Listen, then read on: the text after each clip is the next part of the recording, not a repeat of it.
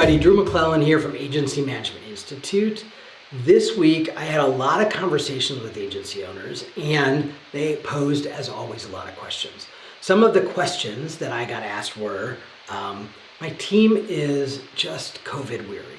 How can I help them get through and get some energy back so that we can be at full strength after the holidays? Number two was, our proposals are not wowing our prospects. What could be wrong? And a third question I got asked was, will showing a profit at the end of the year affect my PPP loan forgiveness? And the question I'm going to focus on today is the proposal question. Our proposals aren't wowing the prospects. What could be wrong? So I have had a couple agencies inside the AMI ecosphere show me some proposals that they have been working on and that they just weren't getting the reaction they wanted to from the prospects. And there were two sort of overarching problems in the proposals. And I know when I say these to you, you're going to go, oh, I know, we don't do that. But I want you to go back and actually look at your proposals because I'm betting that you do. So the number one problem is that your proposals are way too much about you and not enough about the prospect. And when you do that, the proposals sound canned. But more than that, the prospect wants to know what you know in relation to them, to their industry, the insights you have about their business, their challenges, their problems or opportunities, and that's all focusing on them. And that's all putting the spotlight on them. But all too often, the proposals that I've been seeing lately are 90% or 85% about the agency and what you do, what you've done in the past, how awesome you are, the decades of experience you have, all of that. And very light on the time you've spent thinking about the client, the time that you've invested in learning about the industry, their competitors, the time you've spent on their website. And I think part of the reason for that is because you are trying to get these RFPs done in a hurry, that you are like, oh, my gosh, I have to write a proposal or I have to answer an RFP, and these take so much time. And so what you've said is, I need to figure out a way to streamline this. And so what you've done is you've created sort of templates and tools that you can use. You can kind of cut and paste into the RFP.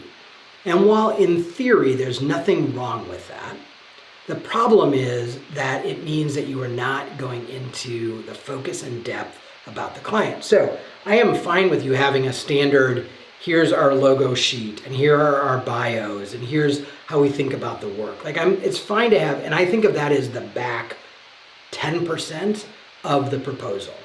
But the front 90% has to be custom to the prospect. So it is going to be in language that they understand. You're using jargon that demonstrates to them you understand their industry. You're going to show them the legwork you've done to learn about their business before responding to the RFP or sending them a proposal. It might include some questions that you have that as you were doing some discovery, these were things that you were wondering about that you'd want to talk to them about in your next conversation. But the bottom line is, the first 80% of your proposal has to be all about them. It has to focus on them. It has to show that you've put in some effort, and it cannot be cookie cutter. So I can hear you now going, oh my gosh, Drew, that's going to take so much time. Yes, it is. And honestly, that's the litmus test. If you're not willing to invest 20, 30, 40 hours of doing the legwork, the research, of coming up with the questions, of scoping out their competitors, of maybe doing some secret shopping or doing some discovery things that allow you to really be smart about their business in the proposal process. And by the way, I'm not saying write them a marketing plan. I am not suggesting that because you should get paid for that. But your RFP response should demonstrate how you've thought about their business, how you've thought about them and how they show up in the market, where they are in relation to their competitors, and what people who are shopping for whatever it is they sell, what are they looking for? What do they care about? And what's the juxtaposition of those three things? I am not suggesting you write a marketing plan, but I do think having some observations about those three categories and how they intersect and where there is a sweet spot potentially for this client or prospect to step into in relation to those things, that I think is super important.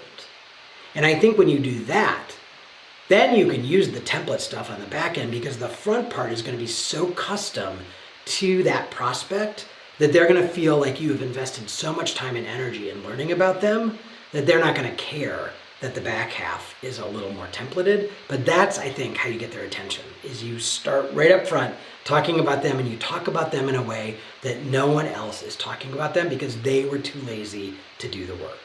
And if you're not willing, if this prospect isn't enticing enough to you to put in that effort, then take a pass on the RFP or the proposal. Because what it's telling you is you're not excited enough to treat this client like a priority. And if you're not excited enough in the biz dev process, you are not going to be excited enough when they actually become a client. All right? I'll be back next week with another question